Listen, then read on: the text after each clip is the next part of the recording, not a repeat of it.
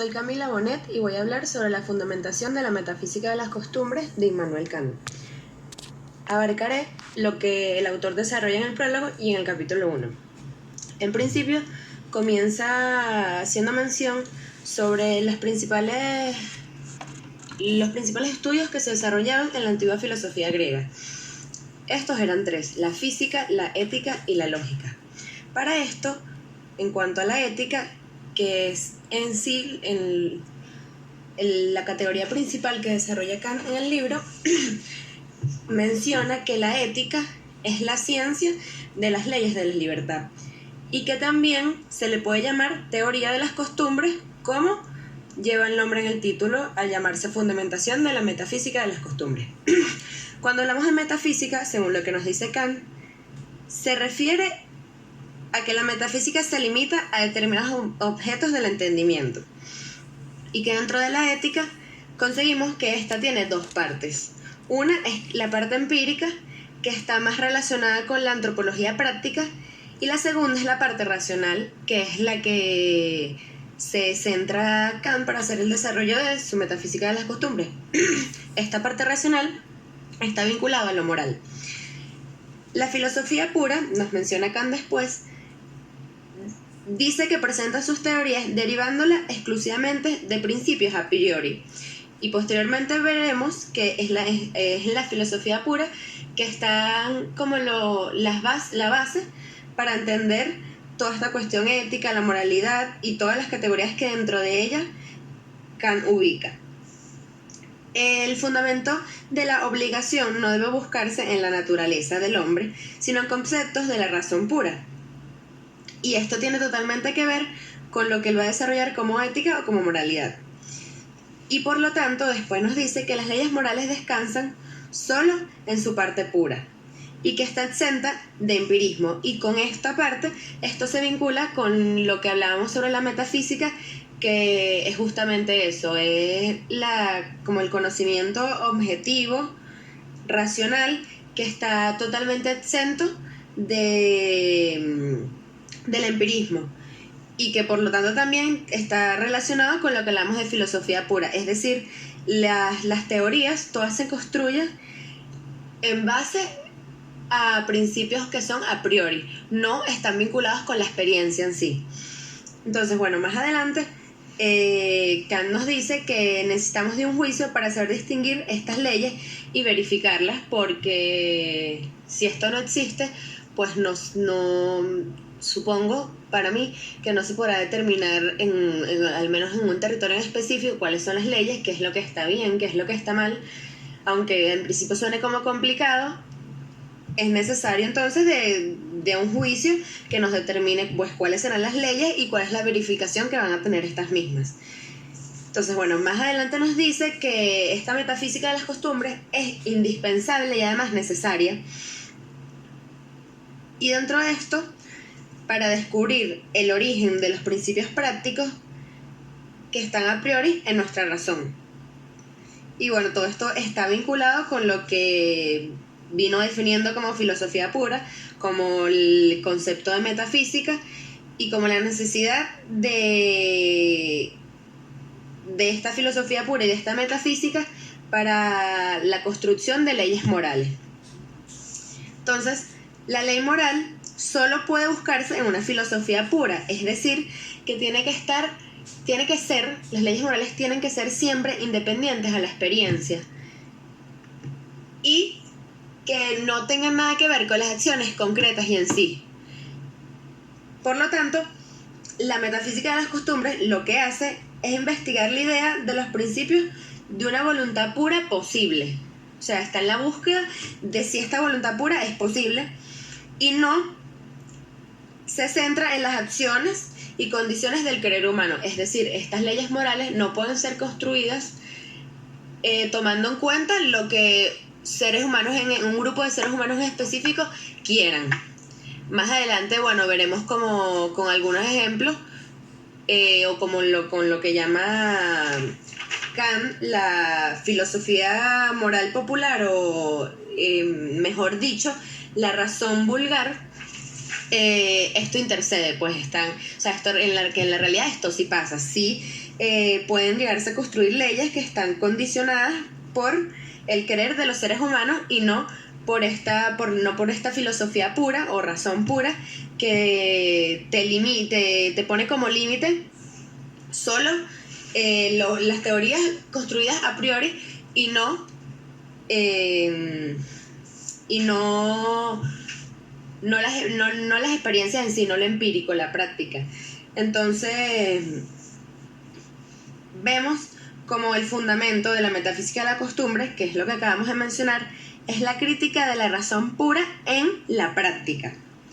Esta fundamentación que estamos mencionando es la investigación y el establecimiento del principio supremo de la moralidad, de lo que significa la moralidad. Luego nos conseguimos con el capítulo 1, que, como nos dice Kant en su libro, él intenta, en cuanto a la estructura, en la forma de escribirlo y cómo organiza sus capítulos, él intenta que el lector intenta hacer que el lector tenga una comprensión fácil, que sea sencillo para leerlo, y por lo tanto, según lo que nos dice, va como poquito a poquito introduciendo como nuevos elementos hasta que nos permita entender en sí cuál es la fundamentación de esta metafísica de las costumbres que él quiere desarrollar.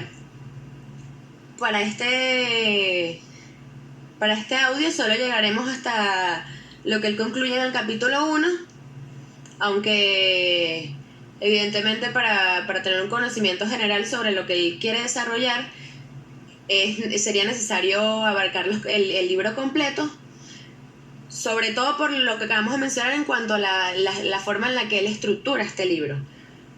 Pero bueno, en el capítulo 1 él trata desarrolla el tema sobre el tránsito del conocimiento vulgar de la razón al conocimiento filosófico. Entonces, en principio nos dice, no se puede considerar nada como bueno sin que tenga restricciones. Y para explicarnos esto, voy a citar al autor leyendo lo que dice en su primer párrafo del capítulo 1, nos dice: el valor, la decisión, la perseverancia en los propósitos como cualidades del temperamento son sin duda en muchos respectos buenos y deseables, pero también pueden llegar a ser extraordinariamente malos y dañinos si la voluntad que ha de hacer uso de estos dones de la naturaleza y cuya peculiar constitución se llama por eso carácter, no es buena.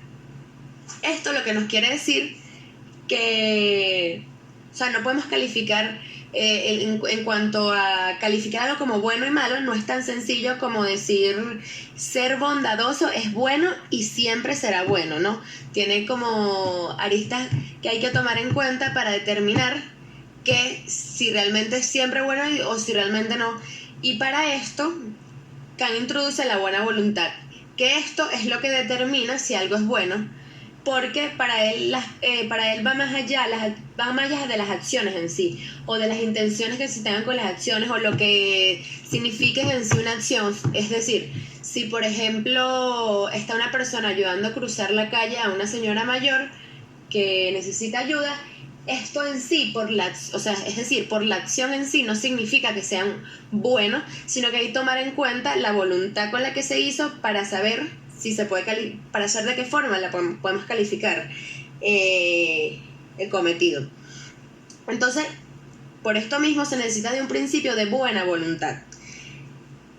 Y Kant, como lo acabo de mencionar, nos dice que la voluntad no es buena por lo que se efectúe o realiza, sino que es buena en sí misma. Y para esto, encaja perfectamente el ejemplo que se acaba de dar en cuanto a la persona que está ayudando a una señora mayor a cruzar la calle. No importa la acción en sí, no importa el hecho de lo que se haga, sino que la voluntad es buena en sí misma, independiente de lo empírico, que entonces ahí vemos cómo se relaciona con todo esto de la filosofía pura, de la razón práctica pura, y cómo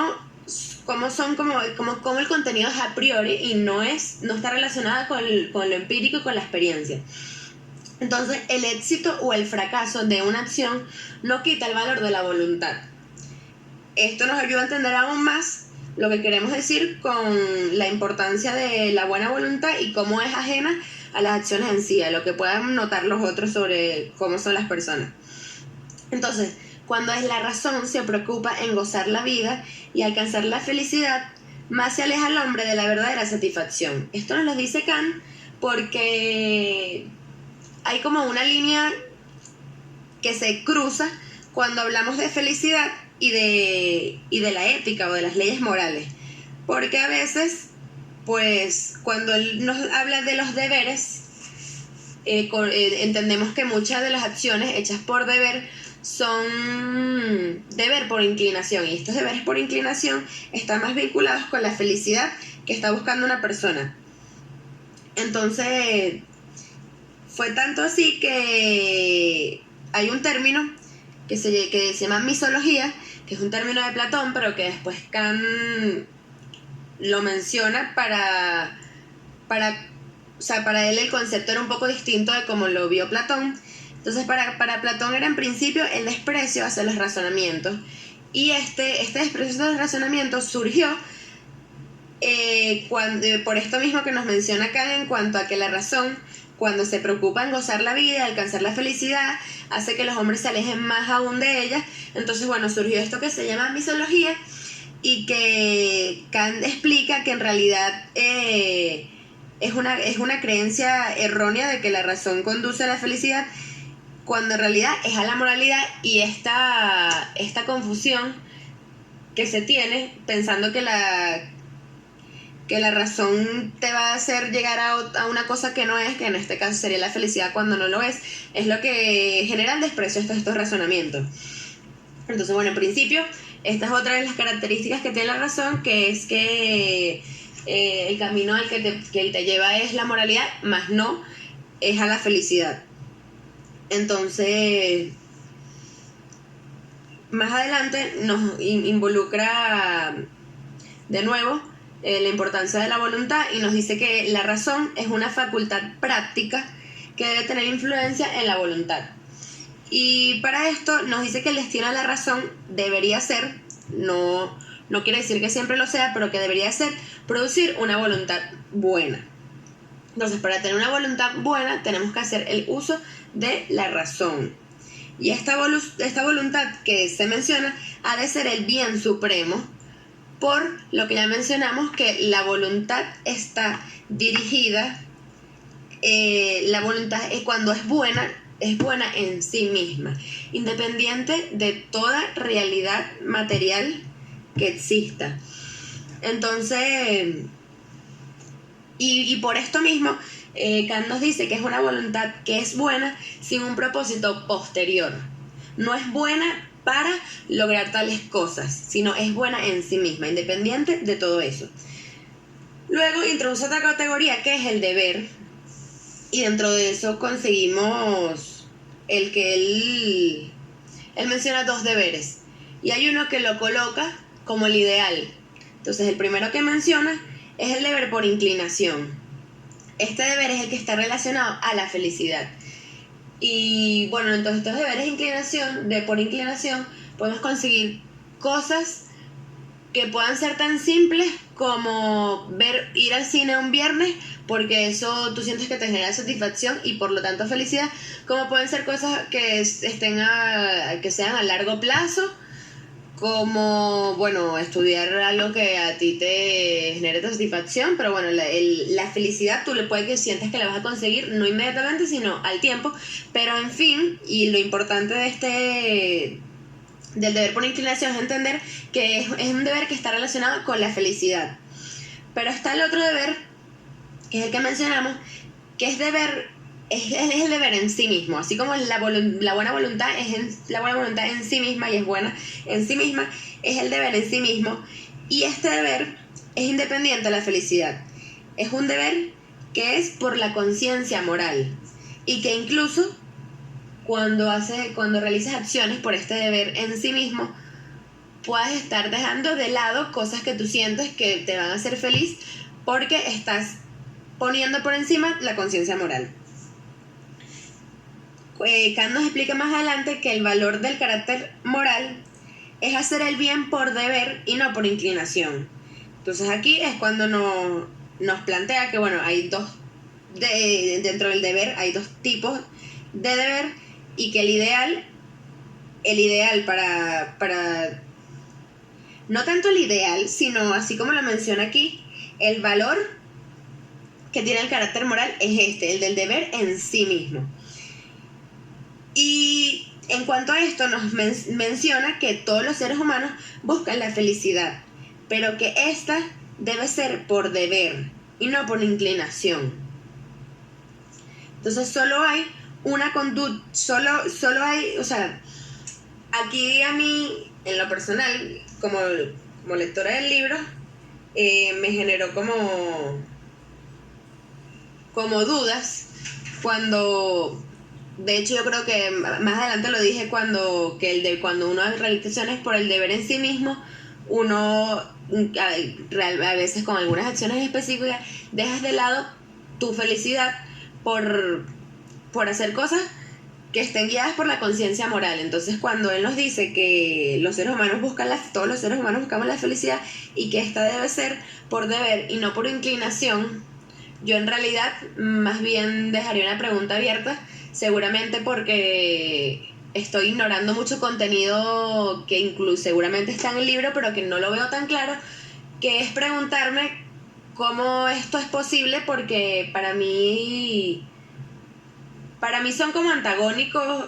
O sea, para mí el deber por inclinación, el deber en sí mismo, además yo lo veo porque siento que lo está poniendo así, que lo está poniendo como antagonistas. El deber por inclinación lo está poniendo como antagonista del deber en sí mismo. Entonces me pregunto cómo la felicidad uno la debe construir como por deber y no por inclinación. Me quedó esa duda. Después nos menciona que una acción hecha por deber tiene valor moral. Cuando no es hecha por deber, está exenta de valor moral.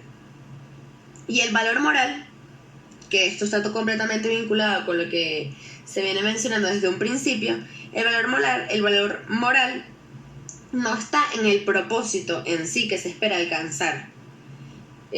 Cuando, por ejemplo, una fundación, que de hecho las fundaciones, si tú las analizas y haces un estudio, no diré de todas, pero de varias de las fundaciones, bueno, se puede evidenciar cómo, en términos kantianos, seguramente en los propósitos, bueno, si logré, dependiendo de lo que sea la fundación, si logré alimentar a niños en condiciones de pobreza, si logré que se involucren con actividades culturales, que comiencen a hacer deportes, se involucren con las artes de la música, pero cuando ves por detrás, haces un análisis de su voluntad, puedes conseguirte con que en realidad las acciones no están hechas por deber en sí mismo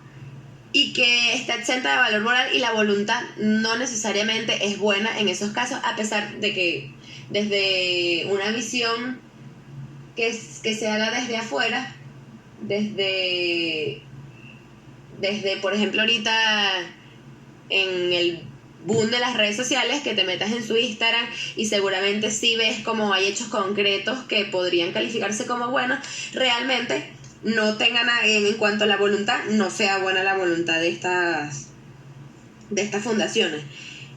Y por lo tanto, estas acciones, el valor moral, como lo estaba mencionando, no está en el propósito que se espera alcanzar. Y por lo tanto, depende en principio en el principio del querer, pues, como lo dice Kant. Y más adelante también menciona que el valor moral no es dado por el propósito de una acción o los resultados de esta. El valor reside en el principio de la voluntad. Lo he mencionado como ya muchas veces, pero creo que Kant quiere que quede muy claro, porque él lo menciona él mismo, lo menciona muchas veces a lo largo del prólogo de su primer capítulo, que es lo que abarca el audio, siempre lo está mencionando. Entonces, más adelante nos dice que el deber es la necesidad de una acción por respeto a la ley. Entonces, todo el deber, podemos ver aquí, que está totalmente vinculado con lo que son las leyes. Y en cuanto a esto, ya Kant nos está introduciendo una nueva categoría que es el respeto. Y bueno, en principio dice que solo puede ser objeto de respeto lo que se relacione con la voluntad como fundamento y no como efecto, lo mismo. Entonces, una acción realizada por deber debe excluir por completo a la inclinación. Y entonces, aquí yo me pregunto, una pregunta que es casi la misma que me acabo de hacer hace rato cuando Kant nos dice que para lograr la felicidad se debe conseguir por deber y no por inclinación. Entonces después nos dice que una acción realizada por deber debe excluir por completo la inclinación.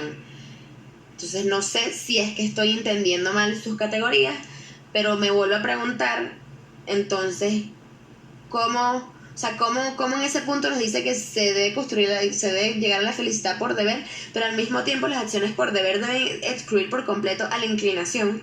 Como también me pregunto si entonces tener buena voluntad y realizar todas nuestras acciones por el deber en sí mismo y no por nuestras inclinaciones, justamente nos estaría alejando por completo de que los seres humanos seamos felices. Y bueno, ya sé que mencionó que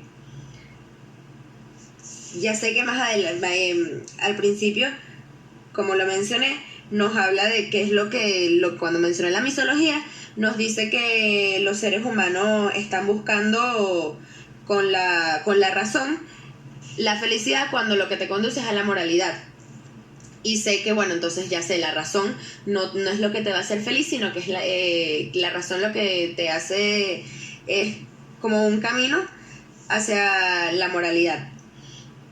Pero entonces, si esto es así, ¿cómo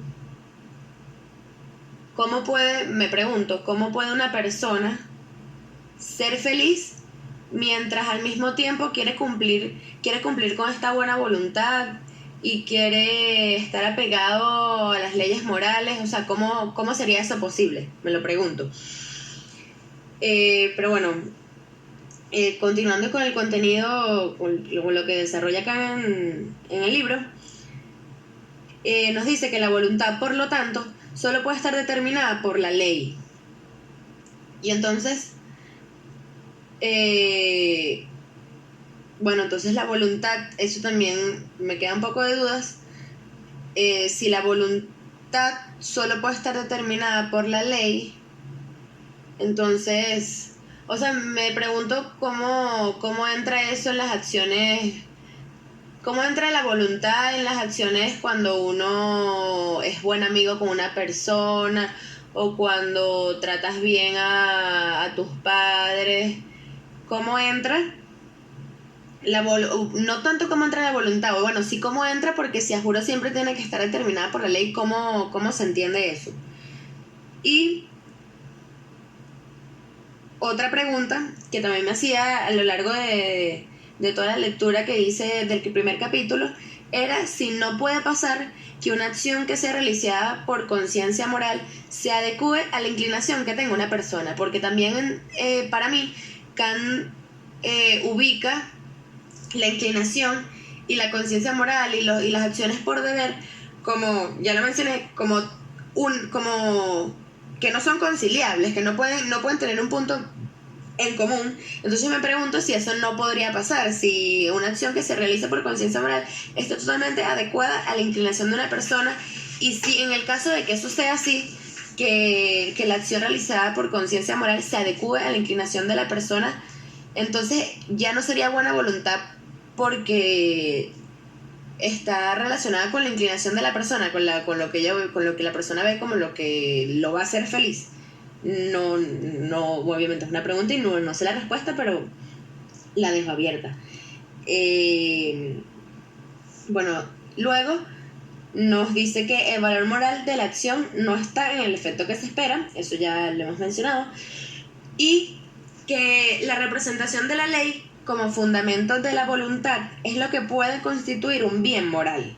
Entonces aquí vemos como ya están cada una de las categorías que ha ido definiendo y desarrollando, cómo se van uniendo. Entonces nos dice eso, pues, que la representación de la ley como un fundamento de la voluntad es lo único que puede constituir un bien moral. Y volviendo a la categoría que había dicho hace rato que él introduce, que es el respeto, entonces él nos dice que el objeto del respeto es la ley, que ya lo había mencionado. Entonces, con respeto, Kant se refiere a la subordinación de la voluntad de alguien a una ley, sin mediación de otros influjos en el sentir. Que es decir, aquí también nos deja separado lo que es la buena voluntad de lo que él se refiere con inclinación, es decir, los deseos que tenga una persona, lo que quiere una persona, etc. Y en cuanto a esto, la necesidad de las acciones por puro respeto a la ley práctica es lo que constituye el deber. Es decir, que cuando nosotros hablamos de respeto, eso está completamente vinculado a lo que son las leyes morales y a lo que uno tiene como que cumplir. Entonces yo también, leyendo esto, veía como si el respeto, que es una palabra que que usamos diariamente y que la entendemos de una forma específica, y que a veces sí implica, el respeto implica hacer como las cosas no por inclinación, no por lo que tú de verdad, no por el querer, no por lo que tú quieras hacer, sino porque sientes que es el deber ser, como el deber en sí mismo. Y eso sí pasa, pero aquí vemos como el respeto como siempre está vinculado con la ley. Es decir, no sé si lo estoy interpretando mal, sino como si el respeto siempre, las acciones hechas por respeto siempre están vinculadas con cumplir con la ley, más que por ser algo que un ser humano desee en sí mismo por inclinación. Y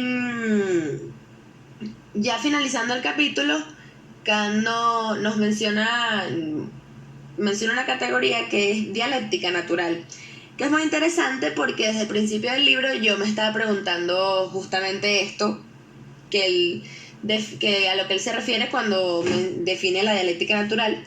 La dialéctica natural, para Kant, hace referencia a la tendencia a discutir las leyes del deber, acomodarlas según los deseos.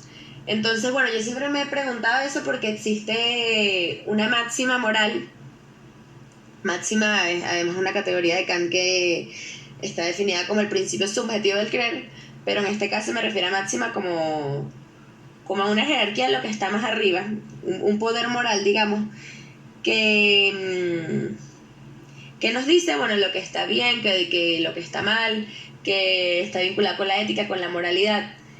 Y yo siempre desde el principio, hasta que él mencionó esto, me estaba preguntando, o sea, cómo se determinan las leyes morales si además para mí están construidas por seres humanos, que es imposible, ¿no? Pues que no permeen justamente esto que él habla como el deber por inclinación o los principios subjetivos del creer, que son individuales, que son egoístas en cuanto a lo que quiere una persona o un grupo específico o una élite en específico. Pero entonces, eso Kant me lo aclara diciendo en el libro, cuando nos dice que la dialéctica natural es esta tendencia a discutir las leyes del deber. Es decir, esto sí pasa que los seres humanos, según sus deseos y lo que más le acomodaría a ellos, cuestiona todas las leyes morales. Entonces, para finalizar el capítulo, que es donde Kant termina de explicar cuál es el tránsito del conocimiento vulgar de la razón al conocimiento filosófico, pues nos dice que la razón práctica vulgar necesita pedirle ayuda a la filosofía, que no puede ser ni la filosofía sola, ni la razón vulgar sola, y cada una por su lado, sino que son un complemento una de la otra, se necesitan ambas. Y para que quede más claro su último enunciado y lo que como quiere cerrar y lo que quiere decir con el final del capítulo, voy a leer al autor. Ya va.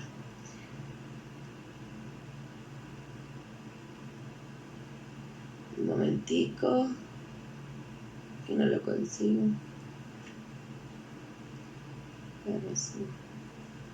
Ajá. La razón humana vulgar se ve empujada, no por necesidad alguna de especulación, cosa que no le ocurre mientras se contenta con ser simplemente la sana razón, sino por motivos prácticos a salir de su círculo y dar un paso en el campo de una filosofía práctica, para recibir aquí enseñanza y clara advertencia acerca del origen de su principio y exacta determinación del mismo, en contraposición con las máximas que radican en las necesidades e inclinaciones. Así podrá salir de su perplejidad sobre las pretensiones de ambas partes y no corre peligro de perder los verdaderos principios morales por la ambigüedad en la que fácilmente cae. Entonces, es decir, lo que hace que estas leyes, que las leyes morales y los principios morales sean los verdaderos principios morales, es la filosofía, porque si nos quedáramos hasta la razón humana vulgar, pues habría como se perdería completamente lo que son las leyes morales y lo que es la ética y lo que es la metafísica de las costumbres, que es lo que quiere desarrollar Kant. Entonces, bueno, en conclusión, esto es como lo que nos quiere decir Kant, pues que bueno, sí se necesita de la razón vulgar, pero que también se necesita la filosofía. Entonces, de hecho, al final nos dice, en la razón práctica vulgar, cuando se va tejiendo pues, en la razón práctica vulgar, cuando se cultiva una dialéctica inadvertida, que le obliga a pedir ayuda a la filosofía, o sea, es casi como una obligación, del mismo modo que sucede en el uso teórico. Y ni la práctica ni la teoría encontrarán paz ni sosiego a no ser en una crítica completa de nuestra razón. Entonces, bueno, ahí vemos cómo necesitamos de ambas, de las dos cosas. Y por último, nada, es entender que la moralidad no se puede deducir de ejemplos específicos, sino que todo deviene a priori y fundamentado en la razón pura y práctica.